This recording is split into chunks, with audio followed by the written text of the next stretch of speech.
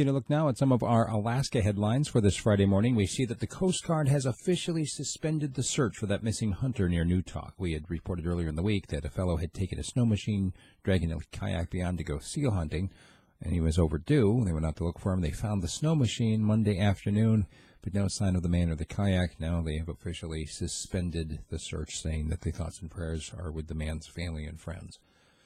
Police in Fairbanks are urging any witnesses to that nightclub shooting at Bojangles that left a man dead and a couple other people hurt to please speak out about it. They've got a couple of people in jail right now, but they're still trying to build a case. The Opioid Task Force down in the Mat-Su has begun a website which is going to be available to people around the state, the idea being that if you have information that you can share or have a resource where you can get information to be able to help those who are dealing with addiction, that this is going to be something that's good for everyone. The famous Welcome March down in Ketchikan, which was damaged by a drunk driver back in October, is going to be back by cruise season. They said the arch itself was not damaged. It was just basically the support columns, and those are being replaced, and it should be back up before the first cruise ship docks in May. There's a new ad campaign targeting lawmakers as the battle over the income tax idea heats up. A lot of folks opposed to the idea of an income tax because it's going to be affecting more of the little guy as opposed to the big corporations. However, the idea of taking people's permanent funds is also not very palatable to most of the average people in the state of Alaska. A Fairbanks man has been charged with sexual assault of a sleeping woman when, of course, she was sleeping in a hallway, and so was her boyfriend. When her boyfriend discovered what was going on, he beat the other fellow.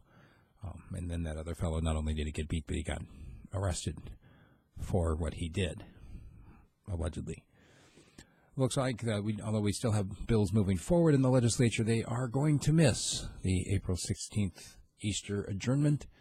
The 90-day session is basically defunct, and we've got a number of senators and representatives saying openly, it doesn't really matter what the people voted. The Constitution says we have 121 days, and that's what it's going to take to get the work done. Meanwhile, a Japanese company has officially halted the project to develop Cook Inlet liquefied natural gas, saying that the economics are just simply not there. There's too many projects. There's a glut of projects providing liquefied natural gas to Japan now, and with the price so low, it just doesn't make economic sense. Meanwhile, the governor of Alaska continues to say the multi-billion-dollar liquefied natural gas state-owned project will be economic. All right. Tsunamis, real possibility here in Alaska. We just had a drill this week. I'm not sure how the state did, but they said that there are 75 communities that are at risk of a tsunami in the Fairbanks, actually all across, not Fairbanks, but all around the state of Alaska. 75 different coastal communities that the people living there may not know where to evacuate to. What's the high water mark? How to get away from the waves? And they're working right now on developing some maps, and of course educating the public as well after that.